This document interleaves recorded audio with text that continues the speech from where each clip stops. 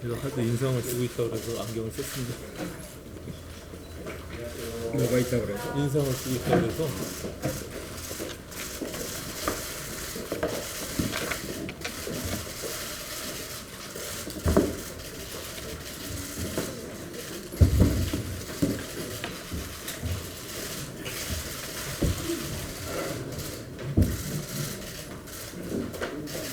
자,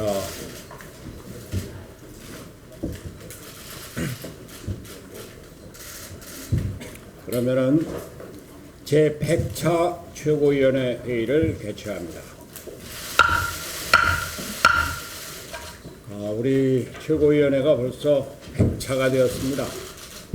지난번에 임시 최고회의를 하면은 102차가 되겠습니다만, 그동안 우리 당이 발전하는 가운데 여러 가지 어려움도 겪고 있고, 그러나 앞으로 단단한 바탕 위에서 더욱 발전할 것을 기대합니다. 오늘 먼저 지난번에 당 사무총장으로 임명이 된 이행자 사무부총장으로 임명된 이행자 사무부총장이 나오셨는데 잠깐 인사 한 말씀 하시죠. 여기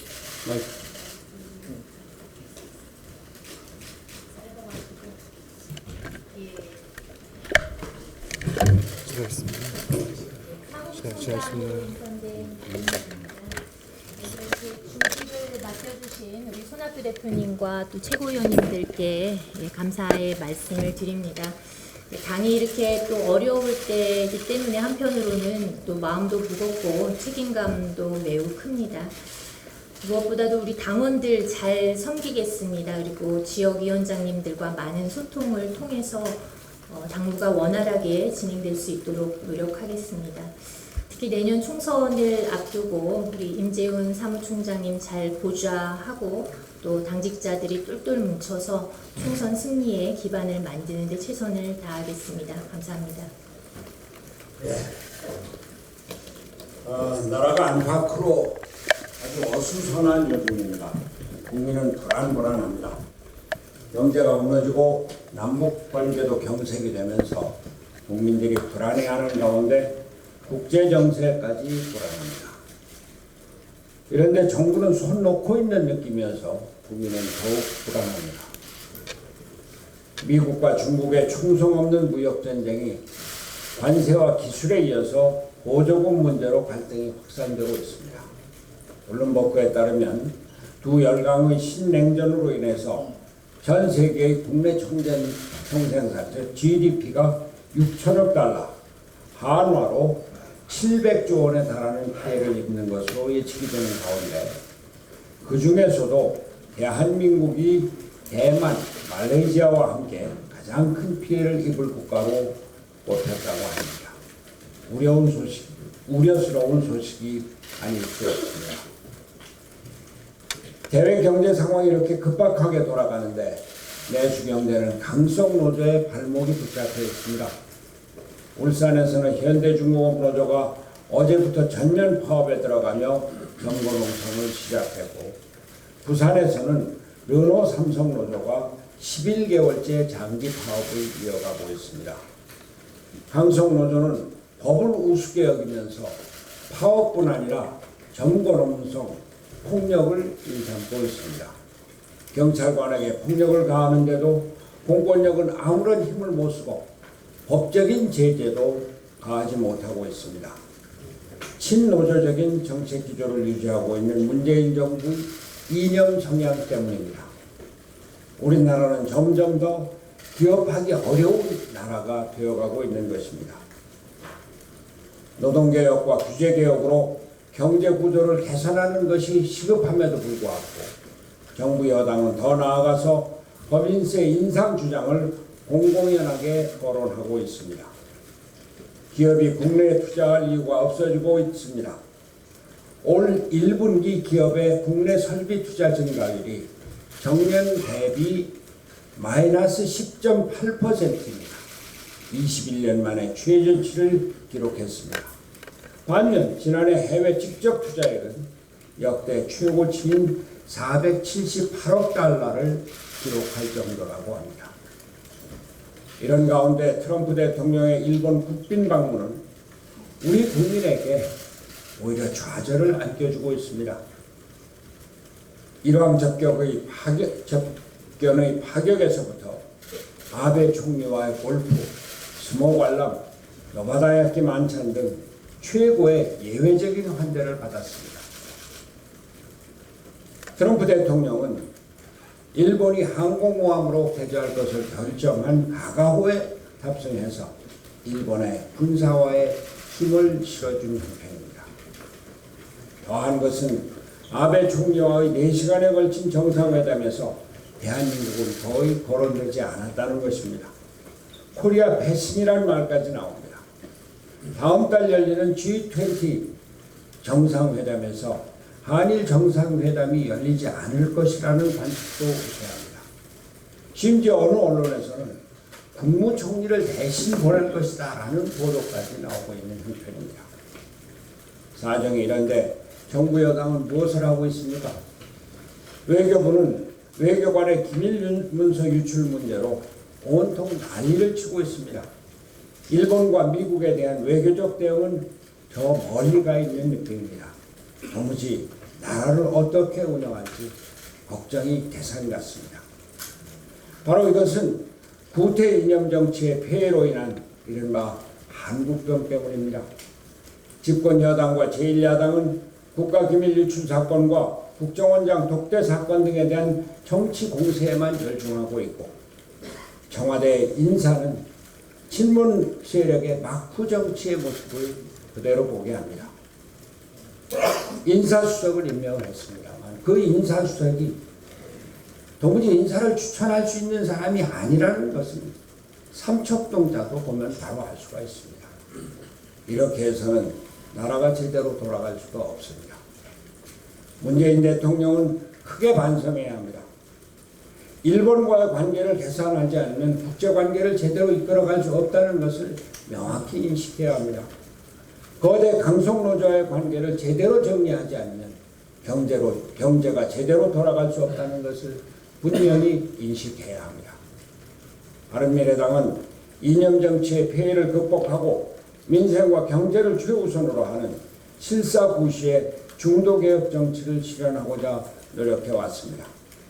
그러나 거대 양당의 구태적 행태로 아무런 성과 없이 5월을 마무리하게 되어 국민 여러분께 송구스러운 마음을 금할 수 없습니다. 다당제와 합의제 민주주의로 한국 정치의 구조를 바꾸는 제3의 길이 한국병의 근본적인 처방입니다. 어려운 상황이지만 바른미래당은 제3의 길을 지켜내어 국민에게 희망을 드리는 새로운 정치를 보여드리기 위해 최선의 노력을 다하겠습니다. 이상입니다. 내립니다. 저는 오늘 잊혀질까 걱정 많은 어느 한 분의 이야기로 시작하겠습니다. 어제 차관급 3사람에 대한 인사가 있었습니다.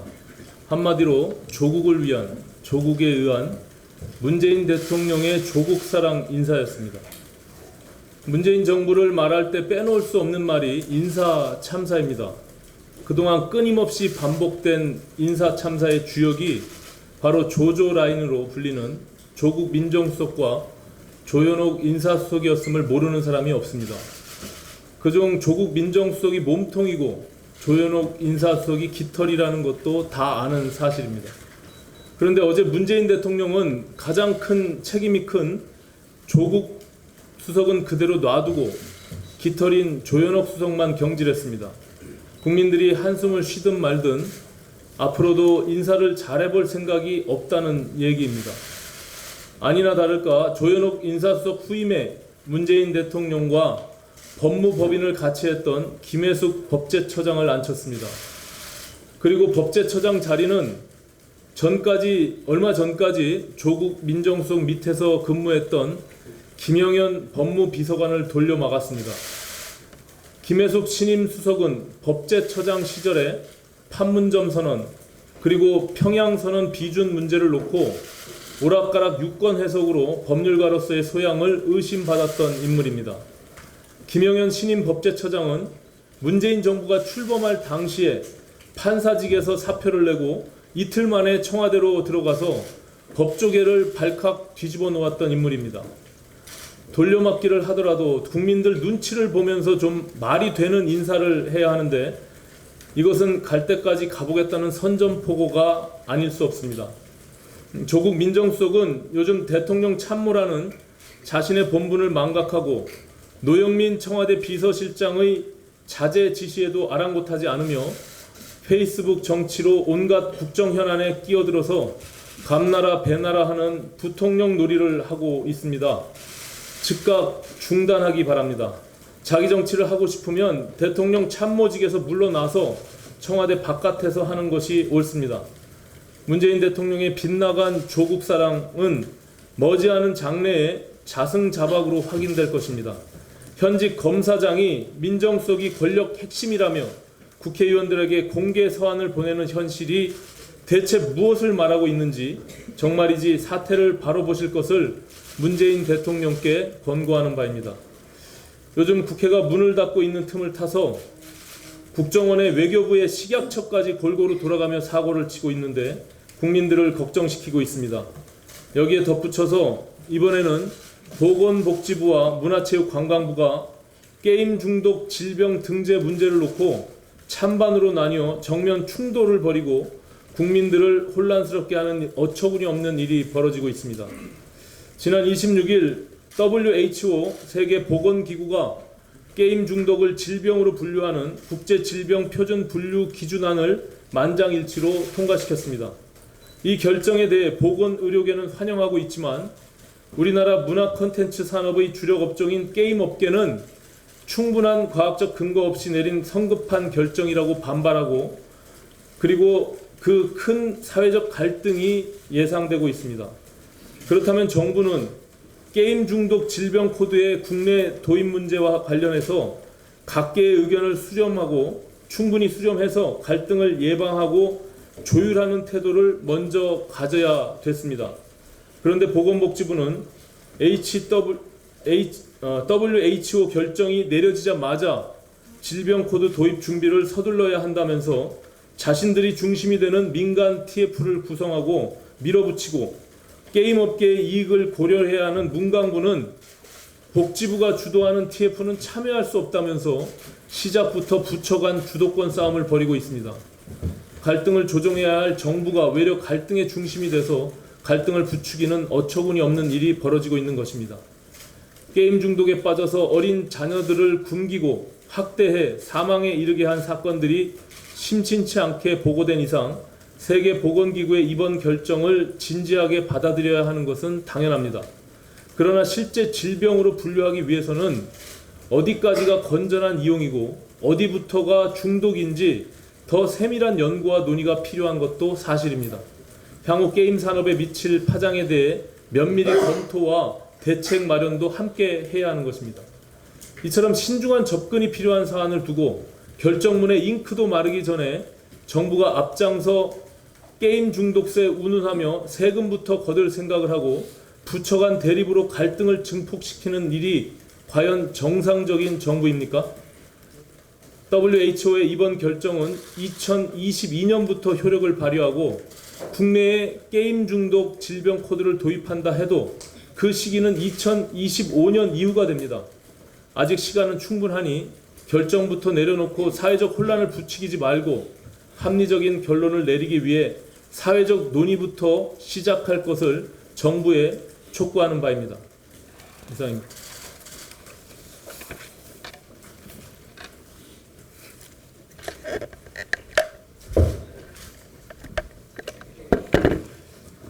아시겠지만 오늘 아침에 좀 전에 8시 반에 정론관에서 우리 최고위원 5분이 긴급 기자회견을 했습니다. 이 5분은 선출직 최고위원들입니다. 취지는 우리 김수민 최고를 포함한 동료 의원 6분이 이 당의 갈등 해결을 위해서 정병국 정권 혁신위를 하자는 문제에 대해서 어제 그리고 오늘 아침 지속적으로 우리 최고위원들을 설득했고, 우리 최고위원들 중에서 이견이 있었던 분도 김수민 최고의 정성에 같이 설득이 돼서 전격적으로 수용을 했습니다. 수용을 하게 된 것은 기존 우리 몇 번 최고위원들 입장에서는 일정 정도 양보를 한 겁니다. 그 양보를 하게 된 이유는 어쨌든 이 갈등을 이제는 해결해야 된다. 우리 국민의 여망이고 우리 당원들의 바람이라는 그 명령에 우리가 따라야 된다는 생각이 강했기 때문입니다.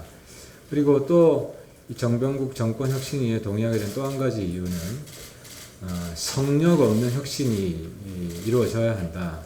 우리 당이 다시 태어나야 되고 지금같이 바닥을 기는 이런 국민 지지율을 가지고서는 총선에 출마할 후보 찾기가 어려울 것이다. 총선 전에 당이 없어질 것이다. 이런 우려를 완전히 불식시키기 위해서는 그 혁신 과제에 성력이 없어야 된다는 그 뜻에 전적으로 동감했기 때문입니다. 그래서 이 자리를 빌어서 손 대표께서도 우리의 이런 당을 위한 충정, 우리 대한민국 정치의 미래를 위해서 한 걸음 더 도약하기 위해서 마음을 피우시고 좀 수용을 해주셨으면 좋겠다는 말씀을 드리고, 혁신의 금기를 만들어 놓고 혁신을 추진하지 말자는 말씀을 다시 한번 드립니다. 오늘은 지금 대한민국이 부딪히고 있는 가장 중요한 이슈 하나가 있어서 그 하나만 추가로 말씀드리겠습니다. 먼저 영상을 좀 보여드리려고 하는데요. 지금 보여드릴 영상은 지난 27일 일어난 일입니다. 민주노총, 현대중공업 노조원들이 주주총회가 열리는 울산 한마음회관을 불법 점거하는 그 장면입니다. 주주총회는 31일 날 있고, 이 31일 주주총회를 방해하기 위해서 27일, 4일 전에 점거하기 위해서 진입하는 장면인데, 어제 저희 의원실에서 입수했습니다. 한번 보시죠, 일단.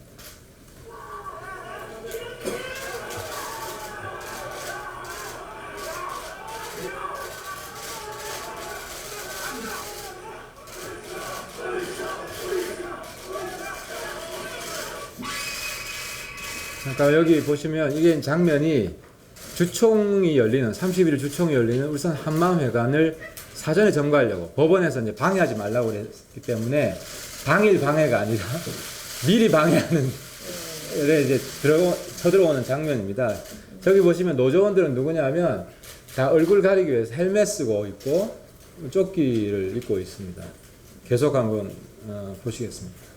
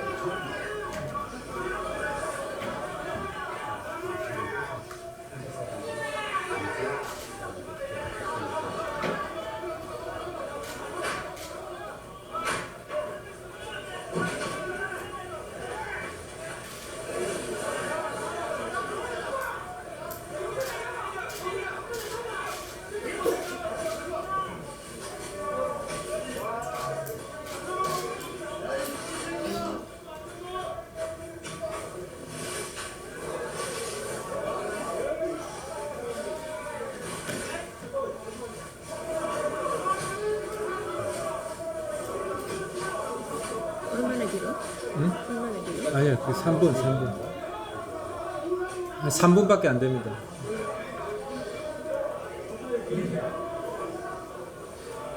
저기 지금 계란도 던지고 뭐 유리창 깨고 진입하기 위해서 진입한 거예요? 전에 진입을 했죠. 점거를 지금 했습니다. 보셨지만 뭐 현대중공업 노조원들이 스스로 부끄러운지는 않은 모양입니다. 다들 얼굴이 드러나지 않기 위해서 얼굴을 마스크나 복면 같은 걸로 가리고 헬멧도 쓰고 있습니다. 아무튼 오늘 이 시간 현재 현대중공업 노조원들이 한마음회관을 불법 점거를 했습니다. 보시다시피 민주노총 현대중공업 노조원들은 더 이상 회사원들이 아닙니다. 그저 폭력배들일 뿐입니다. 이번 불법 폭력 행위를 저지른 민노총 조직원들을 엄벌에 처해야 합니다. 매우 충격적인 영상을 보셨습니다. 이번 현대중공업 주주총회는 한국 조선 산업의 한 단계 도약을 위한 것입니다.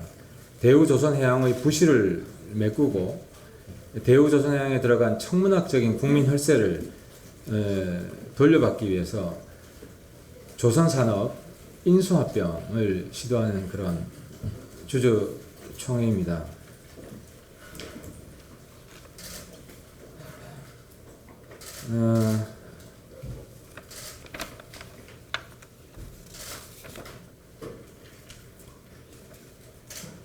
특히 민노총은 외국 경쟁기업들의 반대에도 불구하고 더 큰 회사, 수익이 남는 회사를 만들려는 주주총회를 방해하고 있는 것입니다. 오로지 회사의 미래, 회사의 이익은 안중에도 없고 어떻게 하면 자기들의 철밥통을 국민 혈세로 유지할 것인가 여기에만 관심이 있습니다. 지난 22일에도 민노총이 현대중공업 노조 사무소 앞에서 벌인 시위로 36명이나 되는 경찰이 부상을 입었습니다. 하지만 아직까지 처벌받은 폭력 시위자는 한 명도 없습니다. 이러한 사태가 반복되니까 또다시 같은 일이 반복되는 것입니다. 문재인 정부가 민노총을 비호하는 것은 온 국민이 다 아는 사실입니다. 하지만 문재인 정부 더 이상 우리 국민들 실망시키면 안 됩니다. 민노총의 불법과 폭력까지 방치하면 나라가 흔들립니다. 지금 벌써 흔들리고 있습니다. 다시 한번 불법 폭력 시위에 가담한 민노총 조직원들 끝까지 찾아내서 엄벌에 처할 것을 촉구를 합니다.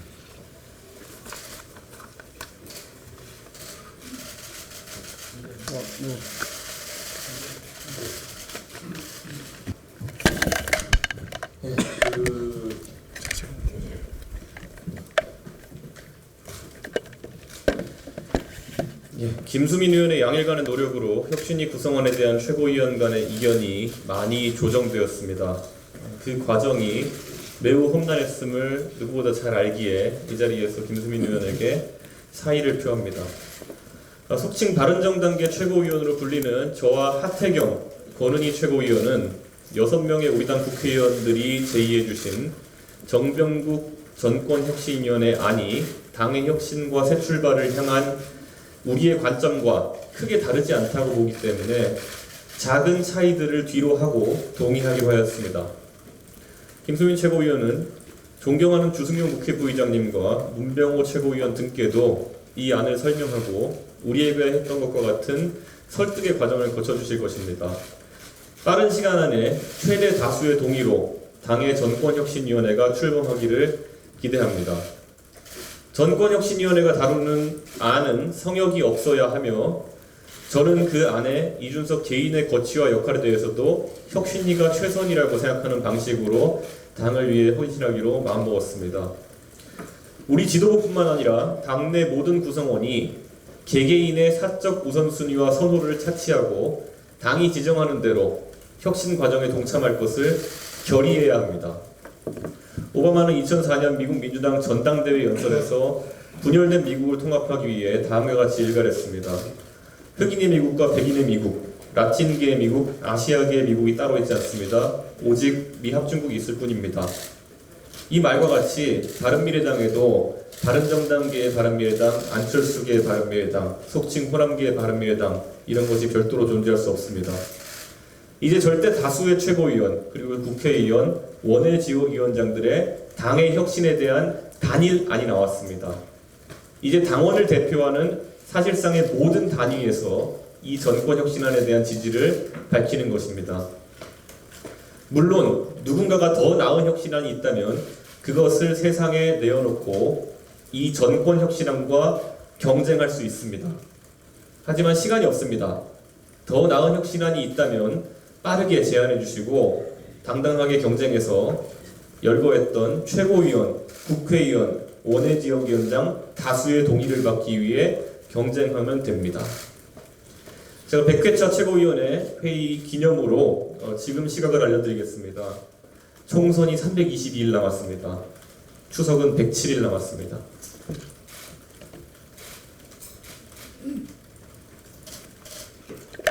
네, 오늘 우리 100차 최고위원 회의입니다.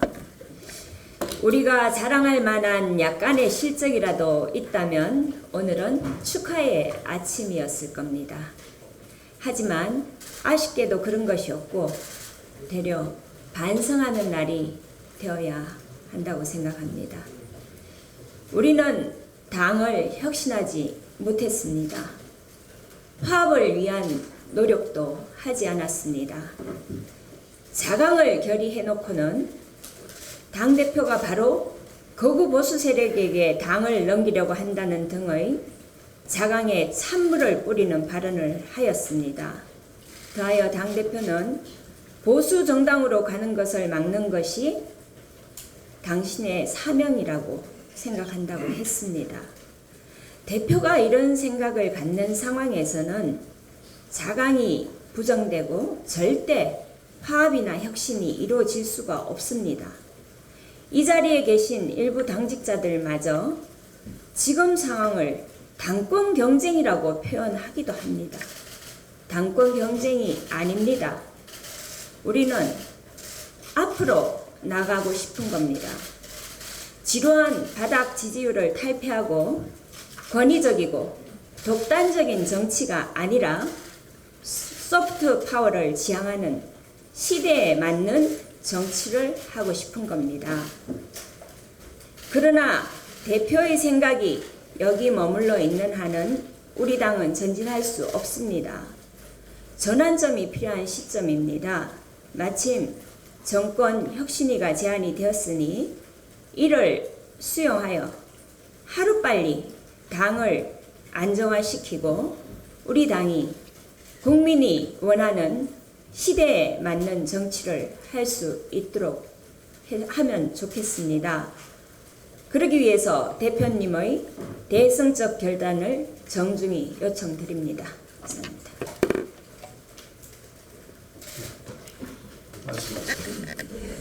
정책위의장 최입니다. 어제 최태원 SK그룹 회장이 회장의 제안으로 열린 사회적 가치 행사에서 최 회장은 기업이 돈 버는 것보다 중요한 사회적 가치는 거스를 수 없는 대세라고 했습니다. 저도 동의하며 기업이 사회적 가치를 추구하는 데 있어 첫 출발은 윤리 경영이라고 생각합니다. 그런데 최태원 회장은 지난 2014년 SK 계열사 자금 수백억 원을 무속인의 말만 믿고 선물 옵션에 투자해 회사에 손실을 끼쳤고 이로 인하여 징역 4년을 선고받은 바 있습니다. 또한 대표적인 회사 규제 유형의 사례인 SK CNC 지분을 60억 원에 매입해 5조 원 이상의 사익을 얻었습니다. 이로 인해 SK그룹은 배임과 횡령, 분식회계로 얼룩져 있습니다. 최태원 회장이 형 집행으로 법적 책임을 다했다 하더라도 경영에서 손을 떼고 경영 책임을 졌어야 합니다. 그러나 최태원 회장은 경영에 복귀하여 2017년 SK그룹이 LG 실트론을 인수하는 과정에서 또다시 회사 규제 유형 논란을 일으켰습니다.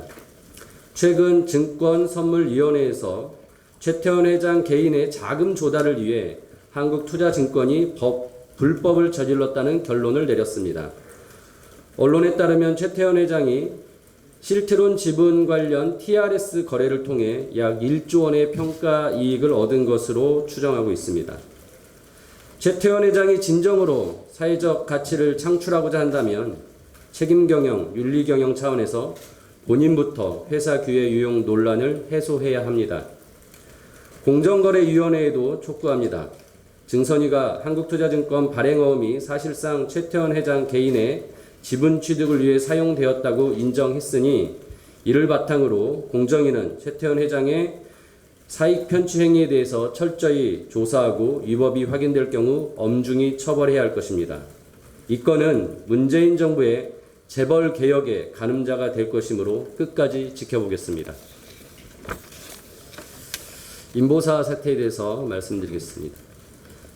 식품의약품안전처는 국내 첫 유전자 치료제인 인보사의 품목 허가를 취소하고 코롱생명과학을 하기로 하였습니다.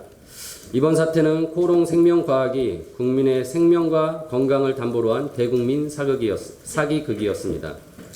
응분의 책임을 물어야 할 것은 회사뿐만 아니라 의약품에 대한 통제와 관리를 제대로 하지 못한 식약처에 대해서도 반드시 책임을 물어야 합니다. 2017년 4월 인보사에 대한 1차 심사에서 식약처 중앙약사심사위원회 심사위원 7명 중 6명이 신약의 자격을 제대로 갖추지 못했다며 반대하였는데 2달 만에 심사위원들을 재구성해 2차 심사에서 시판 허가를 해준 것은 식약처와 회사와의 유착 관계를 의심할 수밖에 없습니다. 따라서 정부는 식약처에 대한 감사원 감사 및 수사를 통해 식약처 담당자들의 부실 불법 심사 그리고 회사와의 유착 여부를 철저히 규명하여 엄중히 책임을 물어야 할 것입니다. 또한 정부는 바이오 의약품 개발, 임상시험, 시판 허가 등 전체 과정을 점검하고 재발 방지를 위한 대책을 마련해야 합니다. 마지막으로 민주당과 한국당은 조속히 국회를 정상화해 소비자와 투자자 보호를 위한 징벌적 손해배상 제도와 집단소송제 도입을 추진해야 할 것입니다. 마지막으로 외교부에 대해서 말씀드리겠습니다. 몽골 대사가 브로커의 청탁을 받고 비자 발급 업무에 부당하게 개입하고 공공 운영비를 사적으로 유용했다는 의혹이 제기되었습니다. 외교부는 몽골 대사에 대한 철저한 감찰을 통해 그에 맞는 책임을 묻도록 해야 합니다. 한편 외교부의 기강회의 문제는 어제 오늘 문제가 아닙니다. 주한 대사관 소속 K 공사 참사 간의 한미 정상 간 통화 내용 유출 문제, 주 베트남 대사의 청탁금지법 위반 의혹에 의한 귀임 조치, 주 말레이시아 대사의 부하 직원에 대한 폭언 갑질 혐의, 이 외에도 외교부는 문재인 대통령의 체코 방문 시 SNS에 체코를 체코슬로바키아로 오기, 북유럽 발틱 3국을 발칸 3국으로 오기, 대통령이 말레이시아에서 인도네시아어로 인사말을 하게 하는 등 외교적 결례를 범하고 외교 행사에서 구겨진 태극기를 개양하는 총국을 벌이기도 했습니다. 단순한 기강회의를 넘어선 수준입니다. 이에 바른미래당은 정부의 외교 라인의 전면 쇄신과 함께 죄의 공간의 운영 실태에 대한 고강도 조사를 촉구합니다. 이상입니다. 예, 문병호 최고위원입니다. 혁신위원회 가서 한 말씀 드리겠습니다.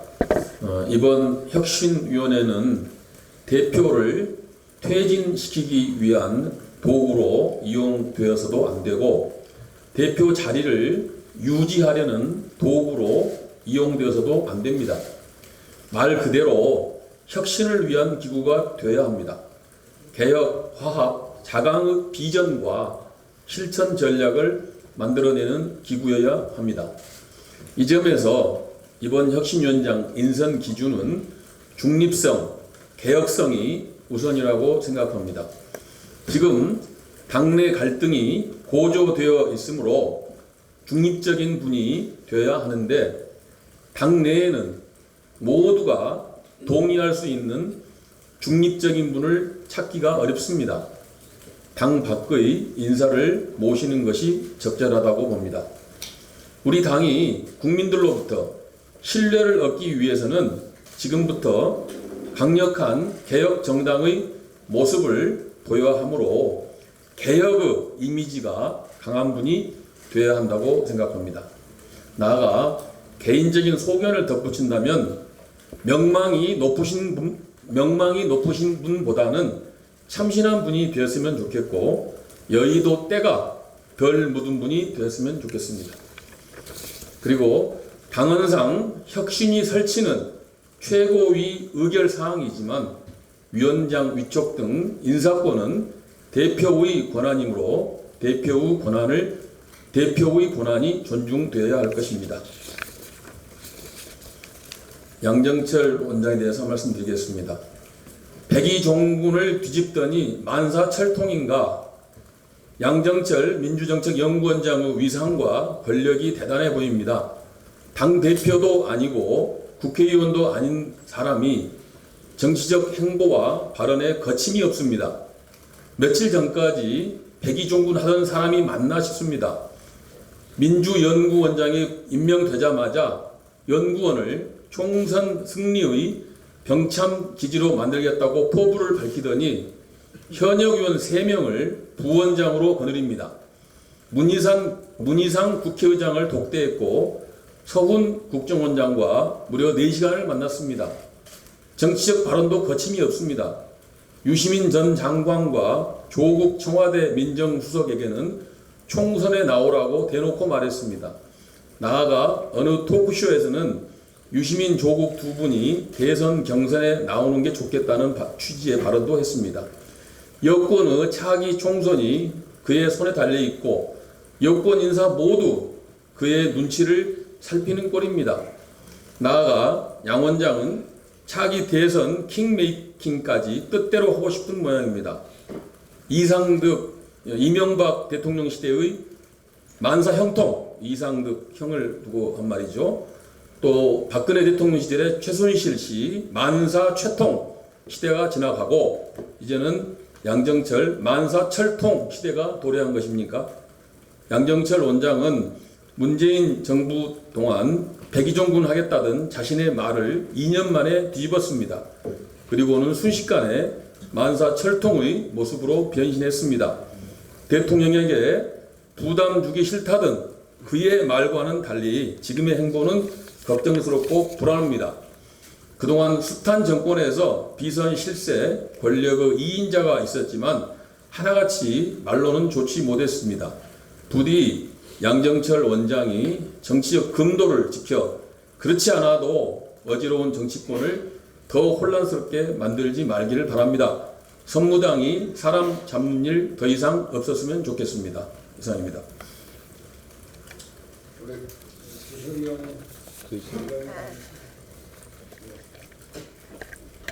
그런 공개 발언이 없으면 회의를 비공개로 진행하겠습니다.